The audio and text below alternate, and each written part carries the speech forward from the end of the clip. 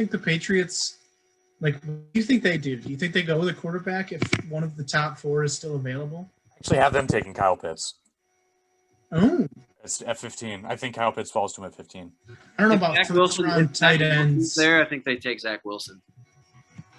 I don't think they take a chance on like Trey Lance. I don't see Belichick Taking a black guy? Is that what you're saying? No, I took Cam Newton. I was going to say that's not it. no. I think he's just. I just don't. Trey Lance is too much like Cam Newton, in my opinion. I think they want a more of a. I don't know. I just don't think they're going to take. Trey Lance is a flyer to me. Like, there's a great chance, huge upside. Yeah, I don't think that the Patriots have a really good track record with picking tight ends from Florida. Well, I mean, he was really good to kill people. Oh, Pitts is going to murder more. It's going to be a competition. Yeah.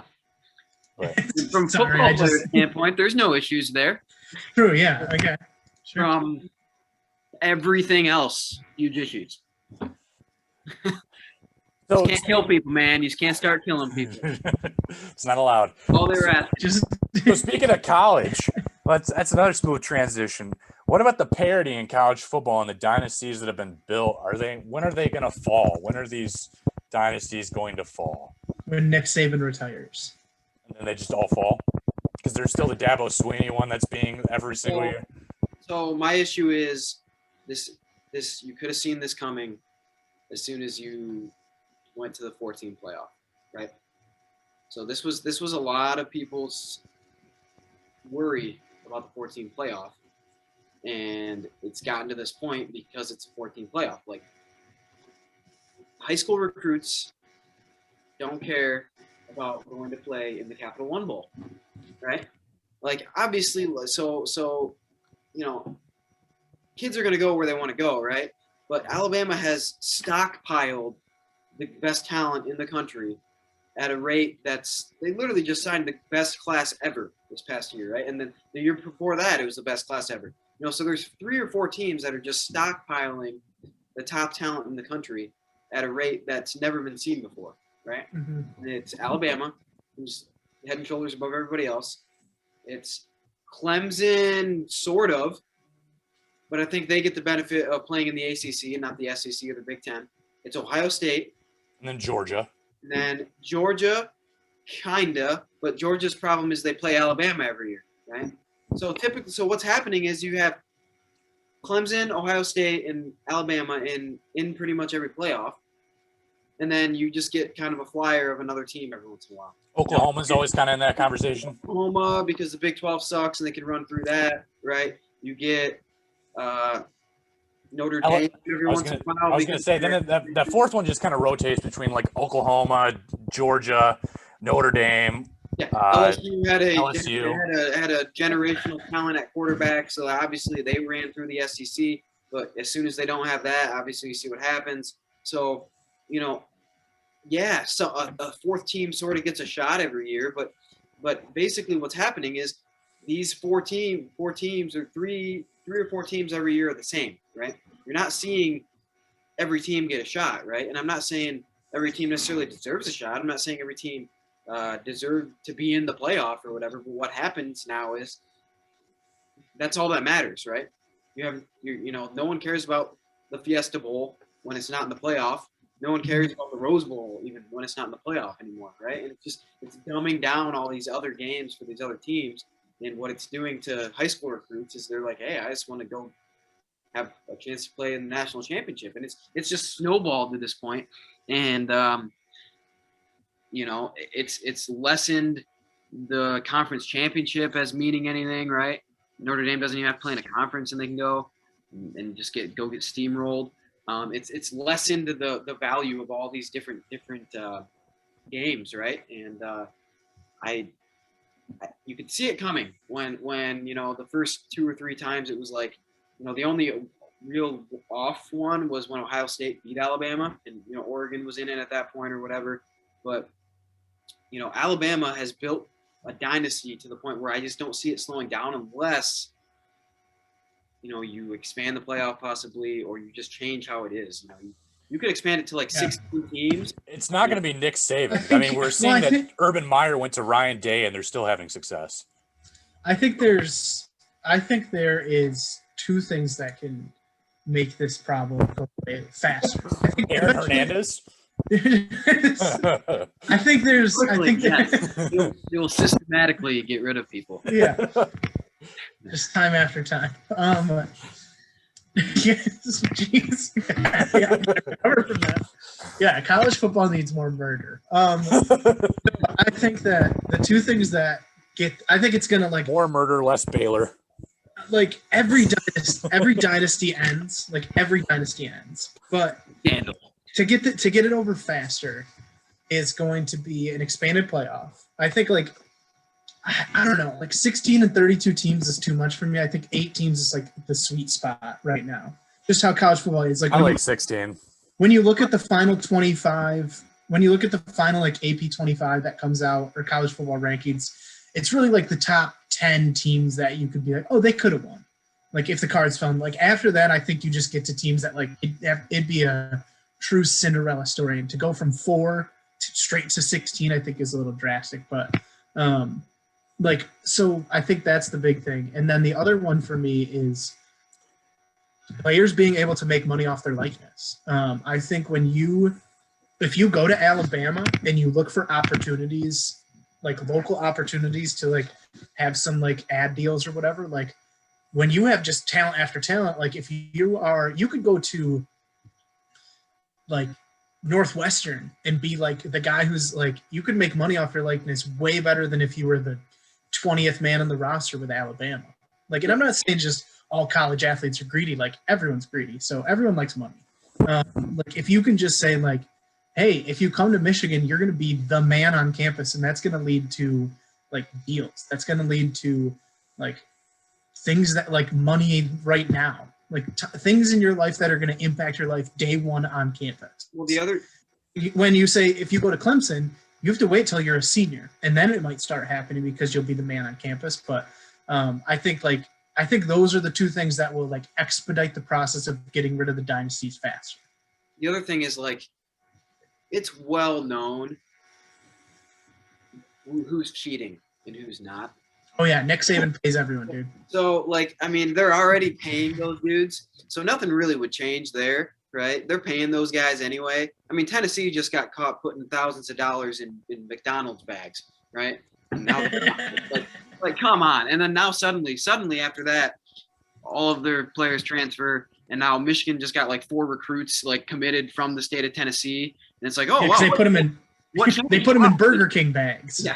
What changed? Oh, I don't know. Maybe when they opened the Happy Meal, there wasn't 10 G's in there. That's gotta be more subtle. Go with a come and go. Yeah, there you go.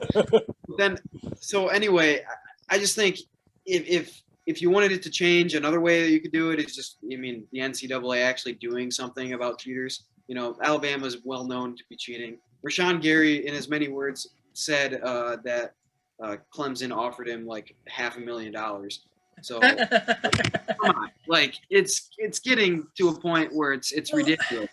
So it's like the Aunt Becky thing that happened where she was paying for her daughter to go to USC. Yeah. Everyone looked at it and was like, yeah, that just happens every day, right? Yeah. Like, yeah. I mean, it's dumb. It's ridiculous. A rich person paid their kid to go to a nice school? What? Yeah. Do we see like the leeway now though in transfer portals? That's another thing where it's like, I mean, I remember playing NCAA 14, and obviously, thankfully, it's coming back out now. But I wonder, like, when you recruited and that, which was one of the best parts of the game, was the recruiting process and trying to get the blue chips and everything like that. But like, you would have to promise them certain things. So whether you promise them playing time or you're going to like a prestigious school or a prestigious, it'd be really cool if you could like promise them like $500,000. Now that would be cool. Then you would get to go to Alabama every single year. But like, you have to unlock that with the coaching tree. Yeah. So you the bag. So you had like the bag. You had like 4 or 5 things that you would go because of like it's prestigious school, like it's academics, it's coach prestige, or like playing time. Like those playing time would be a big one. But like Alabama and Clemson players, you're getting 5 stars that are okay with sitting for 2 years just because they want They want to be the next in line. They don't care. They want the recognition of being on a championship team. Like that's what all these guys play for. So I think you do make a point though, because this transfer portal stuff, if they get the one-time transfer that comes through to where, because it's actually the Harbaugh rule really, because he advocated for it so hard, to where if you go to a school, you get one-time transfer for free and you can play right away. If you do it twice, like obviously you got to start sitting out and whatever, which I think is a good rule, because kids make mistakes. They go somewhere where it didn't turn out to be where they thought they wanted to go, blah, blah, blah. So I think, I think that could have an impact, if a kid's like, hey, I know I could go there and I could play right away. If I'm here at Alabama, like I might have to sit there and, I feel like I can go to the NFL if I have 2 good years at wherever it is, wherever I'm transferring. But I know I'm going to have to sit here behind, 3 other guys at Alabama until I'm a redshirt junior. And then who knows, right? So I think it could impact something. I don't know if that's the way to do it quickly, though. I think the way to do it quickly is, either expand the playoff, the NCAA actually caring about rules, which that's never going to happen. Yeah. Or you do make a good point, though. The image and likeness thing is, that's something that can attract kids to. I don't think it's going to make a team like UCF. They wouldn't have been in the national champ. That's not going to change the way they were able to get kids, right? But I think what helps is a team in teams in like the Big Ten, right? Yeah. So like a Michigan or a Michigan State even, or a Notre Dame, or teams that are like sometimes second tier or even third tier, but they're like considered good football schools, right? But they're not Alabama, they're not Ohio State even, they're not. Mm-hmm. I think that's the teams that it really helps, and I think that's how you bring that parity back, because no one cares if UCF competes for a national championship. I don't care that if Cincinnati had a chance to win the national championship this past year. Like, yeah, they were great, they were undefeated, but like, no, they did not deserve a chance to play Alabama. Like, I'm sorry, they did not. What I care about is the stockpiling of these talented guys. The reason you keep them there is because you're paying them money. In the end, that's why you're able to keep them there. And if they're able to be paid for the image and likeness by going to a school where, they're the guy, or they're going to be the guy maybe after even just 1 year instead of sitting 3 years. What about limiting how many 5-stars get to go to a school? I don't think that's dumb. Yeah. I think, because then what's the merit of even trying? Oh, shoot, I guess we already got 5 guys that verbally committed to us, but they didn't sign the paper yet. And now we might as well stop. You know what I mean? To me, that's dumb. You've already got scholarship limits. That's a slippery slope, I feel like, too. That's definitely. Too much of a – it's just the same thing as, like, you've already put scholarship limit, right? Because there used to not be scholarship limits, so you could sign 20 running backs if you wanted to, right? Teams did that, and it's just dumb, right? So not all of them. No. Yeah. But how many running backs we signed? We signed the guy from the top guy in Connecticut, Tennessee, Florida. We signed all of them. You can have them. Yeah. So I don't know. I will say, like, when it, like, I don't know, like, and there's certain things that maybe just some schools, like Joel, you were talking about, like, in NCAA, like, you had all these markers for, like, how interested people were, and one of them was, like, academics. Like, in the immortal words of Cardell Jones, we ain't come to play school. Like, I'm reading this to you right now. We ain't come. Why should we have to go to class if we came here to play football? We ain't come to play school. Classes are pointless. Like, maybe some recruits just like they try to. I think sometimes, at least in the public image of Michigan, they try to do that too much. Like, we're prestigious. We're like the Ivy League of the Midwest. Like, and it's like, dude, I just want to win football games. Like, I don't care if my professor is a doctor and has 17 papers that he's published. Like, I want to win football games. Yeah. And, like, I think sometimes schools may just think like they're like they're just a little too cool. Like, they're a little too like, ooh. Yeah, you do not see Alabama outing team GPA as like a thing that matters to them. Yeah. Like, they don't care. Like, Ohio State does not care about any of that. I promise. Yeah. Florida's coach had sex with a shark on the boat. I mean, come on. They clearly don't care. Like, they don't care. They don't care about looking like a pristine place, dude. No, man. They just care about winning the game. So, I mean, and that is the difference between schools. But the problem is that's when you – and I was listening to a podcast about this, and it's like that's when you run into a problem is when you sit there and the only thing you can tout if you're a school like Michigan or, you know, occasionally Notre Dame or like a Northwestern or things like that, if the only thing that you can tout when you're discussing a football team is the fact that your team GPA is higher than Alabama's, you're in a bad spot, right? Yeah. So, yes, Michigan should be happy that they're a great school, and they should be, you know, proud of that and definitely should be used, I guess, as a recruiting pitch to certain guys. But they have to understand that like 90 to 95% of any given recruiting class does not care. Like, they're there to play football, and, you know, the degree, I mean, maybe they'll come to appreciate the degree when they aren't playing in the NFL, but they want to go play in the NFL. Like, that's the whole idea. So, not for long. That's what NFL means, right? But yeah. So yeah, that's really good. Make a lot of money. So.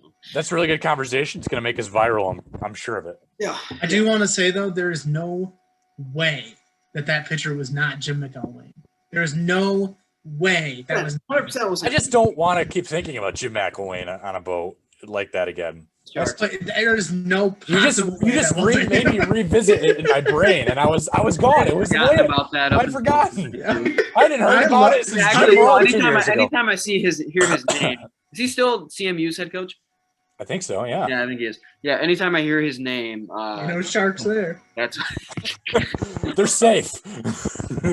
Anytime I hear his name, that's what I think of. I didn't heard about it since like Jim Rome 2 years ago, and now it's like I've revisited the nightmare. That is the funniest. That was so funny for like a month. That's probably worse than the Rex Ryan foot video. I don't know, man. That's up there with it. That's right up there with it. Dude, the SEC is a freaking wasteland, dude. When Tennessee hired Greg Schiano and then they rescinded the offer. Was it Greg Schiano? Yeah. I think it was Schiano. Within hours, the fans were protesting online and saying, like, we don't want it. So they just rescinded the offer. Yeah. Yeah. And then the day he got hired. Then they hired Jeremy Pruitt, and then 3 years later they have to fire him because he's throwing cash in McDonald's bags to recruits. Like, I'll go a slippery slope. That's what happens. Come on. When I lived in Tennessee, dude, living in Tennessee and just like we were pretty close to Georgia and pretty close to like that corner of it.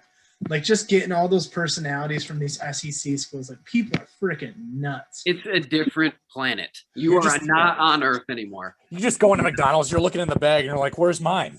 That's when I lived in West Virginia, the people down there were crazy too. Oh, yeah. They literally told me, they were like, I asked them about Rich Rod. First of all, they would like actually kill him if he set foot in that stadium. Like legitimately attempt to kill that man. Like they were like, he could have been like basically God in this state if he had stayed. Like Huggy Smith, dude. There's been a lot of talk about murder on this episode. Are we in a good place? I don't know. He's from West Virginia, and then he leaves to go to Michigan, and basically they tried to burn his house down as soon as that happened. Like, insane. So, yeah, different people down there, man. And Bob Huggins, dude. Yeah, they love him. Man, they love Bob Huggins, dude. If he left, that state would set on fire. Unless he retires. He can't leave.